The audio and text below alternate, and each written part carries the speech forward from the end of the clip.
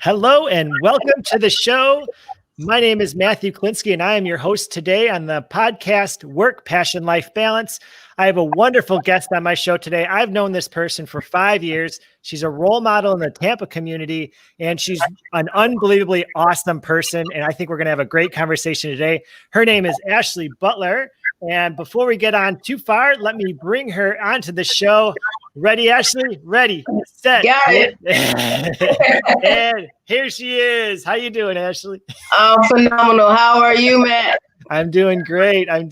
You are an inspiration to me for the past 5 years. And so it is my pleasure.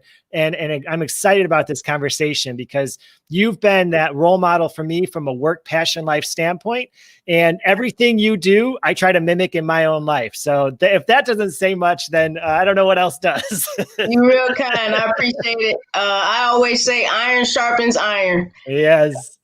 So let me tell you just a little bit about Ashley, and then I'm going to have Ashley kind of go in a little bit more detail. She considers herself a serial entrepreneur, a community partner, a philanthropist, a mom, a wife, a sister, an aunt, a friend, and all of those roles she tries to balance to make sure her sanity is optimized and her energy is optimized. So she takes a lot of the values from that the philosophy of work, passion, life, and she actually embodies them on a day-to-day living. I want to tell you a little bit more about her because this is probably where she wouldn't go into, but I'm going to brag about her a little bit more. She's born in Tampa. She graduated from the University of South Florida, but more importantly, she is a founding member of the USF Black Leadership Network, and she was inducted into the USF Foundation Board of Directors. She is the USF Bold Council member since 2018, and she is the 2019 cohort of the Tampa Bay Chapter Minority Business Accelerator Program. Sorry, that was a mouthful. You are so busy. You are influencing people left and right. How do you do it all? And what did I miss, by the way? I think that's plenty. I don't do it by myself. I have an amazing partner in life, Adrian, my son, my team at the shop. I don't do anything by myself. I'm not one of those people that believe they're self-made. I personally believe I'm community made. Okay. Tampa Bay has just been such a pillar and support in the development of the lady I get to become. And my goal is to go full out in this life and leave everything I can better than I find it. That is something that is very impressive. And I've already experienced that through groups that I've been with you with. And one of them was Entrepreneur Organization. And you truly, every day you were involved with that organization, you were leaving it better every single day. It was incremental better. And I can only imagine how you can influence these other groups that you're a part of. Where did you get that philosophy from? Like who inspired you to be that type of person? I don't really know exactly where it comes from, but it probably stems from going to church as a young girl and learning some of the philosophies and principles of all the people who learn lessons through the Bible. Okay. And I'm not a big religious person. However, I do believe that everyone leaves a story. Okay. And that's one of the reasons why I enjoy the stories. Because if you watch the growth and development of the characters in almost anything we do, the ones that seem to have the most fun are always striving for legacy and to leave things better than they found them. So I've been hearing lately, it's the Mamba mentality, the roof Bagden, let me get the name correct. Justice Ruth, who just passed away. She has that same mindset. It's like, just do everything you can to leave something better than you found it. And maybe my mom, always making sure that you don't cut corners, teachers, coaches. Like I said, I can't really tell you where this mindset has been developed from in my life. I can just tell you that everybody around me continues to stoke the fire and it's what works. And so I just want to keep getting better. So tell me right now, how do you think you're contributing and how do you balance it all in your life? What is your philosophy in terms of leaving it better but how do you take care of yourself as well? How are you, how are you approaching the balance of life in terms of filling yourself up, but also contributing? It's it's easy to ignore yourself, I think, especially when the outward accolades come from giving and contributing to other people. So once I figured out that I was a giver and learned to set boundaries, I think mental health is very important. So having therapists and coaches in your corner to kind of look you in the eye and say, you look like you need a vacation, or how are you, and asking those real questions, and having friends around you who won't mind maybe stepping on a type A personality and say, hey, maybe it's time to take a break. And so, of course, family, they help me remember to pay attention. My niece is 10, 11. My niece, making sure that I'm remaining present for her, my son, all those things, and the people in my life, I believe, are the part that keeps me understanding that I have to be full so that I continue to give to them.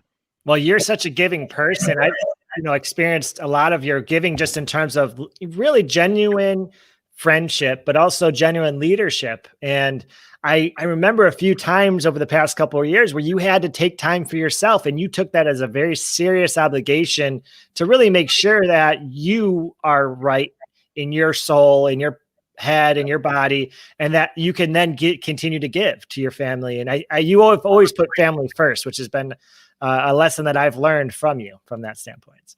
1,000%. Family first, and taking a moment to journal. I have it in my calendar every month, first of the month, take a moment to journal. And Jonathan Bowman, my EOS implementer, he gave me a journal recently this year. And he says, take some personal time to just go sit by the water. And so I've been journaling for quite a long time. And now the journaling has kind of built its own life.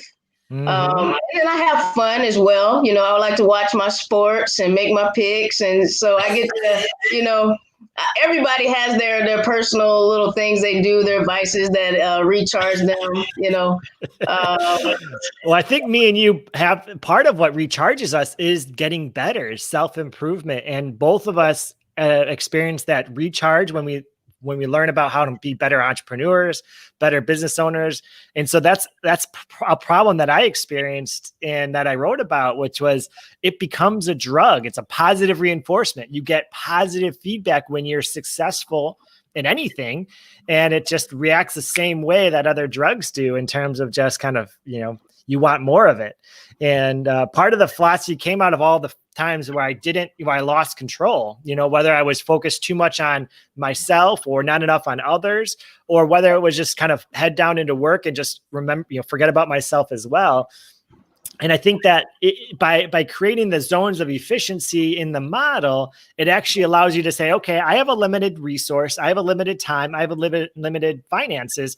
How do I choose my resource, or how do I apply my resources to the most amount of benefit?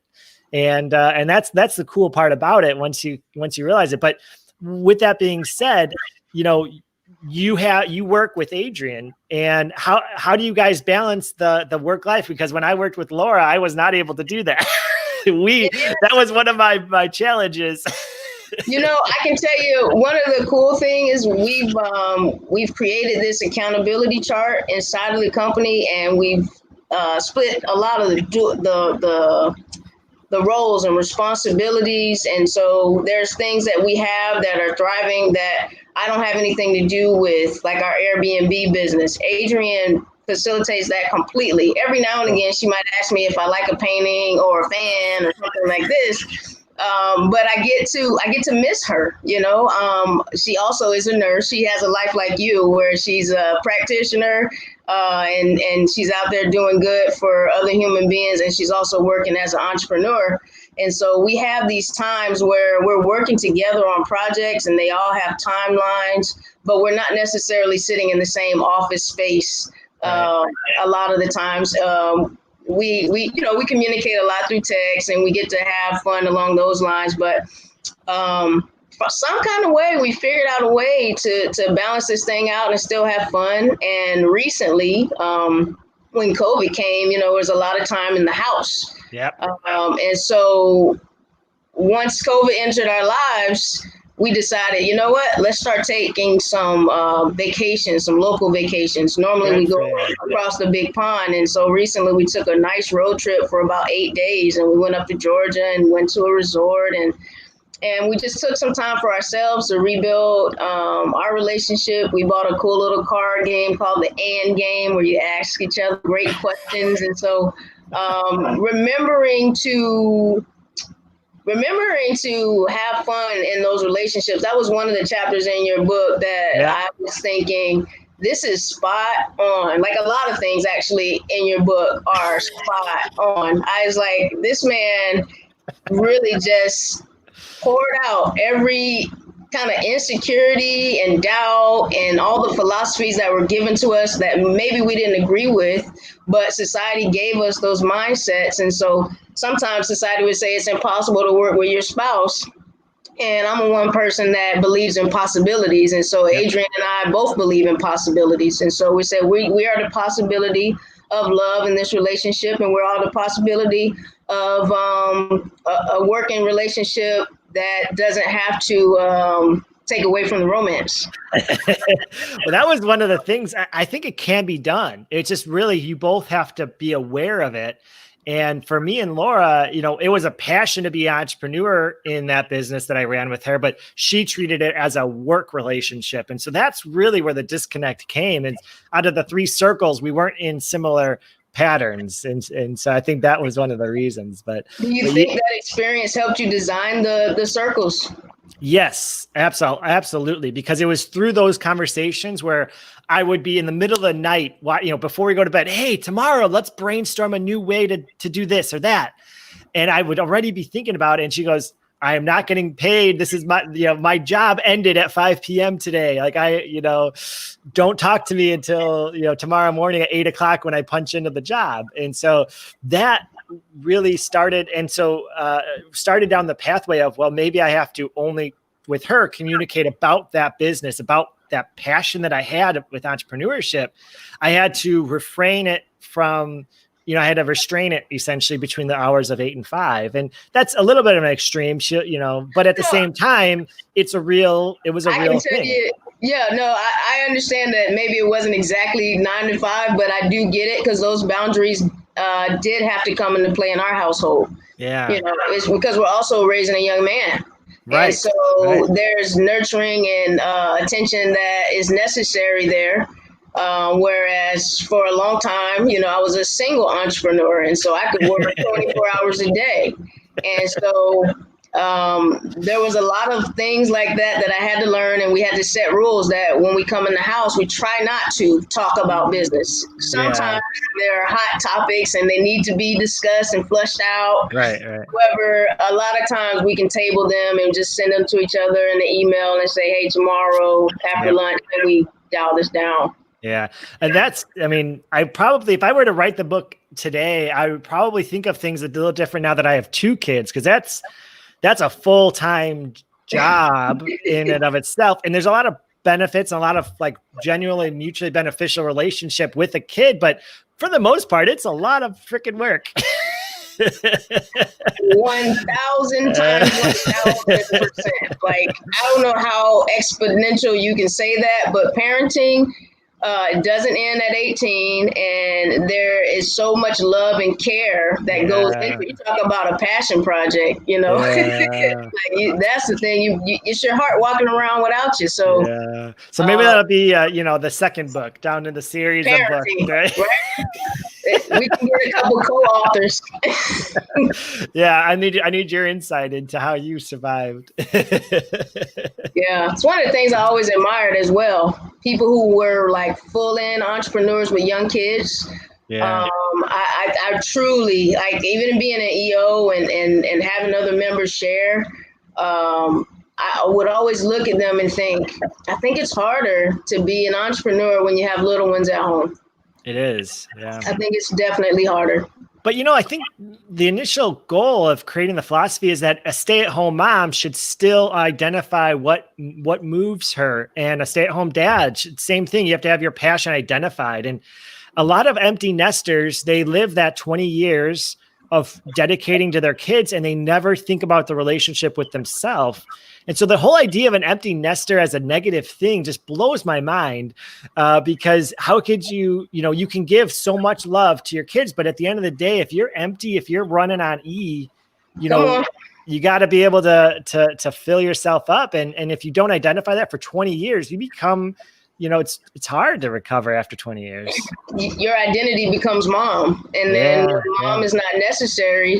Who are you? And another reason why I think that mental health and having counselors and therapists and friends who can have honest, courageous conversations with are mandatory for growth and development of all stages of life.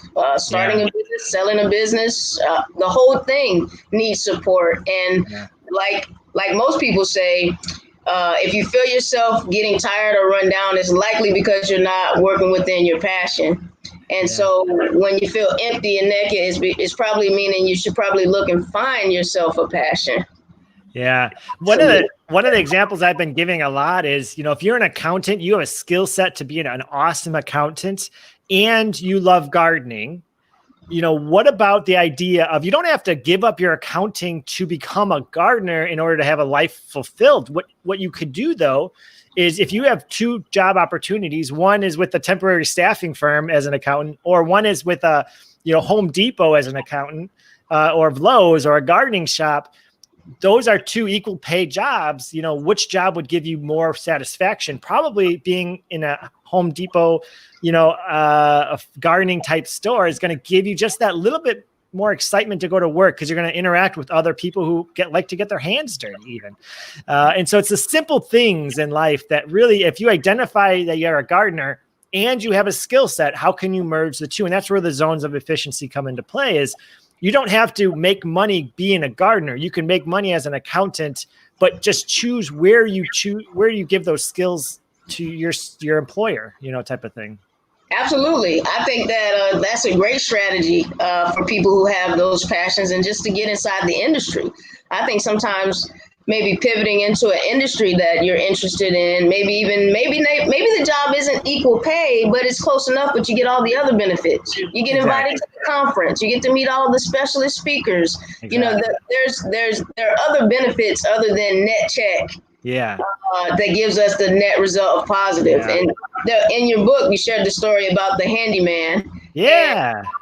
Where he, his deal was he loved to build that furniture at home. He was good at fixing people's sinks and hanging their stuff, and that was all good. But the truth is, he wanted to work in that garage and build his furniture and enjoy himself. And there's the deal, people. The deal is be happy. The deal is be happy. And find something that really fills you up. And there's nothing wrong with having strategy around it and being vulnerable. And it doesn't always have to be about the big net payout at the end. Yeah. Would you say, so just to give the listeners a little background, you are a franchise owner of the Ice Cold Air on Del Mabry Avenue in Tampa, but you also have Butler Automotive Management.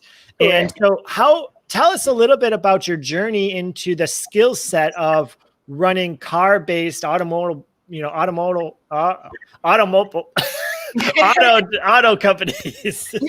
Automobile, maybe we should. Automobile, I just created a new one. Automobile is the inspiration behind BAM. Well, I'll tell you the short and skinny on the Ice Cold Air opportunity. I was finishing up undergrad, USF. I was also homeowner. I was also in the dry cleaning business in Mango Cleaners in Seffner. And so I met the founder of Ice Cold Air, who was, looking for franchisees, as franchisors do. Mm-hmm. And we met in line at a Panera Bread. He, gave me the opportunity to buy my first store. After 1 year, they said, okay, you got an understanding of the business side. And then that's when I was able to sell the smaller store and move to the Del Mabry store in 2007. Sometime after that, I joined EO. Yep. And there was a breakout session, or there was a topic in one of the forums where it was all about creating a vertical business. And so after that conversation, I really wanted to understand what that meant. And so now vertical integration is like this big hot word and everybody knows what it is. But at that moment in my life, I didn't necessarily know, but I wanted to know because everybody around me was successful. And so I did that and realized that there was a need in the automotive industry, especially in the Tampa Bay area, related to fleet management and mobile services being available. And that's how Butler Automotive, also known as bamfleet.com, was created. We decided we were going to go out and bring premium services to companies who need these types of things and they want them done reliably. You know, everybody knows the story of the shade tree mechanic, but what about the Nordstrom version of that? And so I always wanted to be Nordstrom in any type of service that I bring to the market. You know, customer service, as Adrian says, that's our jam, you know, leaving people better than we found them and bringing the best value to them. And so that's how that industry kind of came about, was a service that I was already comfortable with. I already had the baseline, the employees, the entire function to support it, and there was a secondary need, and so that's how we came up with it. That's very similar to my story in terms of temporary staffing and HR technology. It's, you know, I think both of us just said yes. Sometimes it's about just saying yes to an opportunity and figuring out where that opportunity goes. You don't know the 5 or 10 year down the road, or in your case, 13 years later, but the key is you just have to say yes. And if you say yes a few times in your life, you never know where it's going to be, you know? And I think that's a good story. So that's good. In terms of women in leadership and women of color in leadership, what is your, you know, it seems like you're trying to be a positive impact in the Tampa community. Do you have any goals, or do you have any thoughts in terms of how to best implement it and to grow that sector of leaders in the community? You know, what I found was there's a group of people that come to Tampa Bay, and they're the pupils, they're the students at the University of South Florida. They come from all over the world, and they want to go to a school that does a lot of research, or they want to go to a school that has an amazing arts and science or engineering or business program. And so I was always looking for people to pour into and try to share whatever it is that I have to share. Yeah. And Adrian, we were brought an opportunity by Dr. Luz Randolph to come and take a look at what USF was creating related to Black leadership. And they were creating the Black Leadership Network as a function of fundraising to create scholarships for African-American students. And so we went there and we created this programming and scholarship platform that we not only help them financially with their books and having, you know, net checks come to them, but also we create programming around professional development, you know, things that need to be discussed in this age group. Right now, there was this whole deal with, you know, like Me Too, and how do you deal with that? And how do you deal when you're the victim? And how do you do it? So there's all these conversations that need to happen around maturing and growing up in that demographic, in that age group of undergrads and graduate students, that there was just a big need. And so we said, let's focus on this. And then there's always been a separation in equity and access when it comes to people who are of color. And so our Black and brown students sometimes felt out of place, and we decided we were going to do something about it. And so I'm one of the people that believes if you want to complain, then don't complain and get to work. And so I don't like complaining. I might complain. If you catch me complaining, you can pop my hand. I will. Right? But the thing is, there are needs around women in leadership, and that's regardless of skin color, demographic. We need more diversity, and that doesn't always mean to bring more Black or brown people, and they need diversity, and they may need a Matt Kalinsky to come into the table. And so diversity is well-rounded. And so I think the word diversity needs to be further expanded so that people who think that it means affirmative action or giving people something they haven't earned. All that kind of stuff is foolishness, and we can debate that later. I believe that. It's not those things. It's about having different perspectives brought to a conversation or a specific topic to have multiple ways of solving the issues. Because the way I think we should solve an issue may not be the way the person who needs the assistance thinks it should be solved. And so the way I want to help you may not be the way you need to be helped. And so we need to have collective input. And so women have voices, people of color have voices, predominantly white institutions have their points of views. And so we need to pull all this intellect, all these resources together and come up with the best possible community we can. And that's our job. I think that's our job. That's inspirational. Where do you think you can go with this program? I mean, do you think it can be a program that has a 10 times impact in the Tampa Bay? Do you think it can affect Florida? I mean, what is your vision? Because I know once you get started on something, you're going to leave it better than when you started it. And I'm sure it's already better, but I guess there's an unlimited need. And so when there's an unlimited need, it's going to be, you can go as far as you want it to, really. Fortunately for us, we have amazing national support from the Helios Education Foundation. Cool. And they are experts in creating legacy support. So not just a one-time bump or one-time gift, but how do we create something that is impactful that will not only help the University of South Florida, but what about the community that supports the University of South Florida around it? Exactly. And the other businesses in the area. And so with the Tampa Chamber of Commerce, fortunately, last year they created this cohort called, a couple of years ago, they created the Minority Business Accelerator Program because they felt that there was a need of education necessary in businesses. And so what I'm finding that as I'm sitting in all these different rooms is that there's a big pulse in this Tampa Bay community of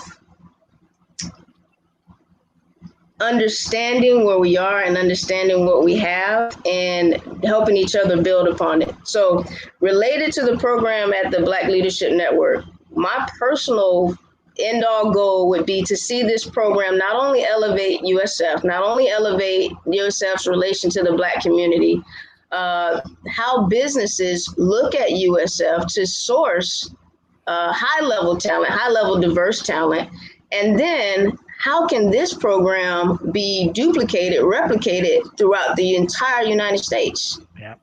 Because it works, in just a few short years, we have created, I think, 8 endowment scholarships. Wow. In 2 or 3 years. Jeez. Yes. Right. Busy. Think about this, right?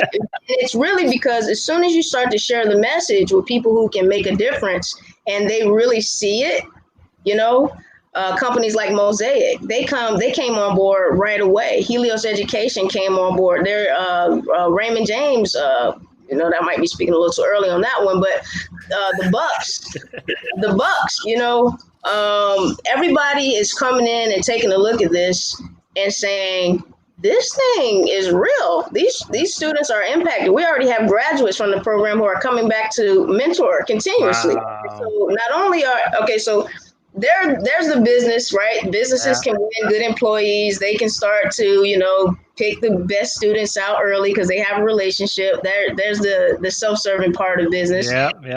And then the students, they're forever impacted. As I started saying that this community, I feel, built Ashley Butler. And so for me, it is my duty to give myself back to this community.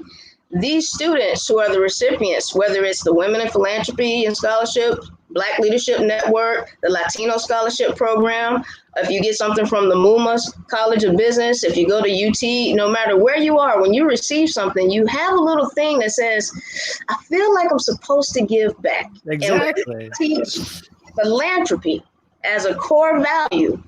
If we could teach philanthropy as a core value, isn't that a way to fix a systemic issue? I mean, it could be as simple as that. I agree with you. piece. Yeah. It's a small piece, but this pebble, if we throw this pebble and then the Chamber of Commerce throws their pebble and all these other entities throw their pebble, there will be a tsunami of greatness coming back into this area. And so you talk about passion, you won't get me off of this topic, so we better stay on track. Well, I think that your insight into the idea of teaching out of all of the variables you can teach and be a mentorship in terms of running businesses, being a leader, I think distilling it down to philanthropy might be the most impactful thing you could do. The highest and best use for Ashley Butler is teaching philanthropy. And if you could instill that, you're absolutely right. Because when people realize that there's good in the world and that other people do good things, sometimes that's all it takes is that one scholarship or that one meeting with somebody that you might not have had, or an inspirational talk with somebody. And donating of time is just as important or more important than donating money. And so the idea of philanthropy as a primary stakeholder in the unification of the country is actually very thought provoking right now. I'm very intrigued by this idea. So I think it may deserve a book one day. That's your book. I know a guy I can ask for some help.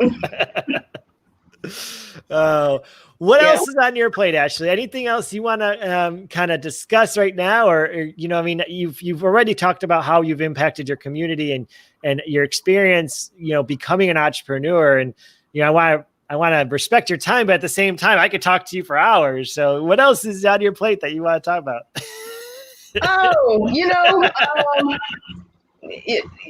I like to think about a lot of different things. And so related to this exact topic of work-life passion, and there's a chapter, it's like, is entrepreneurship right for you? Yeah. I feel that there's a conversation that needs to be had around mental health and entrepreneurship and social media.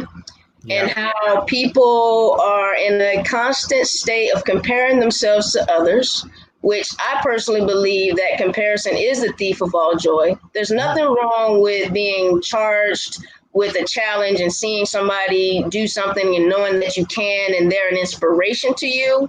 There's a different feeling of envy and jealousy that's unnecessary and unhelpful. Mm-hmm. And so there's a big issue with entrepreneurial poverty that doesn't really get discussed. We only want to talk about the successful stories and when someone makes it out. And people who are going through their first 5, 6, 7, sometimes 10 years of trying to pull an entrepreneurial vision into life, that can be a very dark time. It is. It is very dark. It can be a very dark time. And so one of the things that I would like to say, if I could say anything to anybody aspiring to be an entrepreneur, it would be that don't compare yourself to what you see on social media. Get yourself a good team of people around you, no matter what the phase you are in, and then once you get yourself to where when you're making $500,000 a year, look for local programming.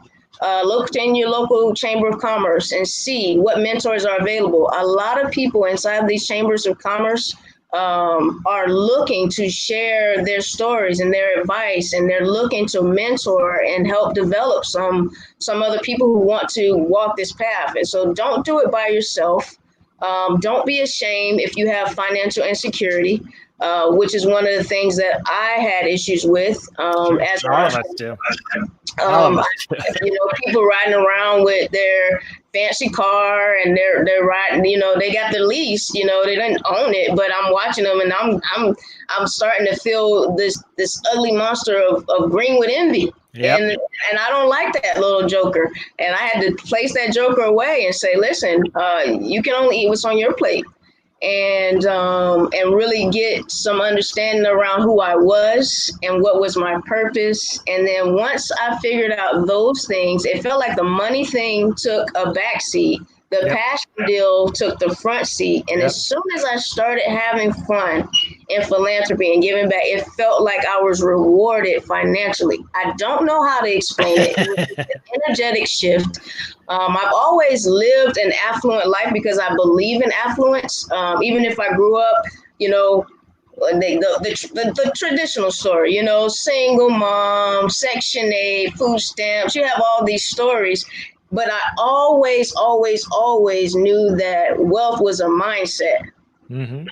And so, no matter what the actual tangible situation was, the understanding of I am enough has to be a communicated feeling for all of our youth, our up and coming entrepreneurs. I just want y'all to know that you're not by yourself.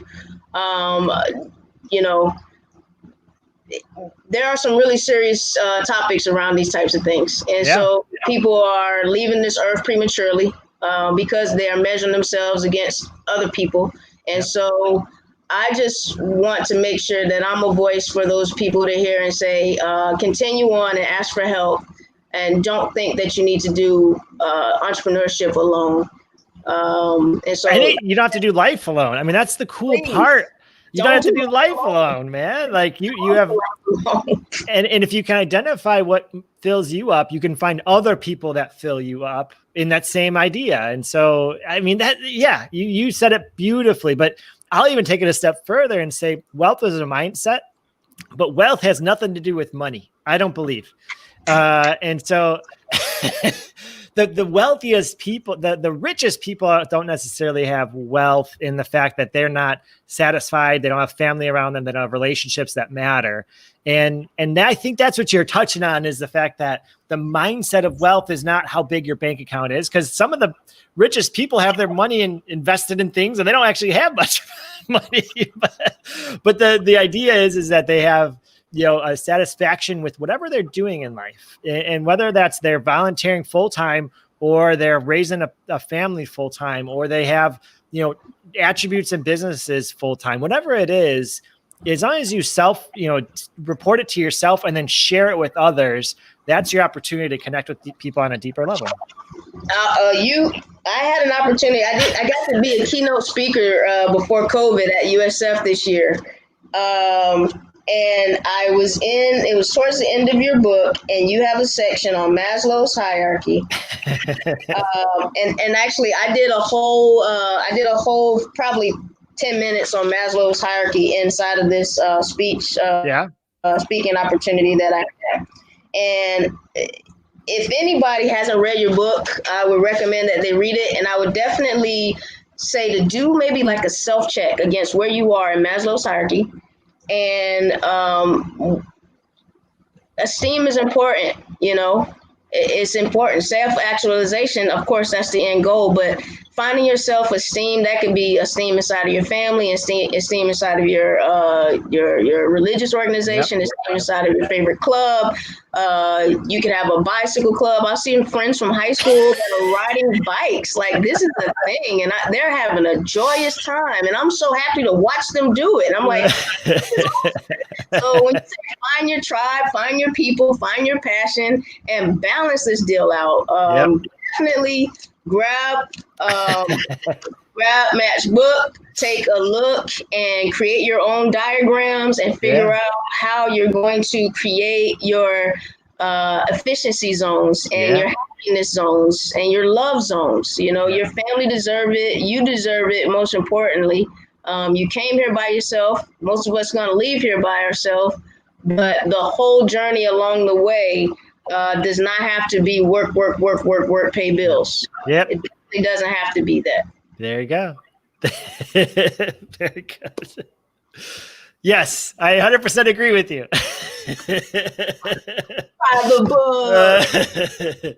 All right. Study the book. Use the book. Well, I'm doing workshops now, by the way. I started up my keynote speaking gig about this has a workshop component. And it's like, you see people's eyes like lining up. They're like, oh, I have some work to do. Okay. So it's cool. You know, I like workshops because you can engage with the audience a little bit more instead of just like talking at them. You can engage with them. And so it's been a cool experience for sure. Yeah, I love workshops, 20 groups. I just signed up for an automotive one next Tuesday evening. Nice. I think that steadily immersing yourself in learning, being a lifelong learner, Yep. will always be beneficial for all of us. And Yep. so, whatever it is you want to learn, gardening, underwater basket Hey, weaving, whatever it whatever your thing is, fall in love with it and give it to yourself. is. So before we leave, I was just looking up those quotes for you. I wanted to highlight your businesses. The two, I know you have a bunch of businesses. You're a serial entrepreneur and all, but the ones that I think that have the, for our viewers or listeners it would be Ice Cold Air on Del Mabry. So this is the website. And anything you want to mention on the Ice Cold Air front? I tell you what, you go there and Jay and Dre will take great care of you. We pick you up, we drop you off, whatever you need. We're there to make sure that you have transportation and that your transportation is reliable. All right.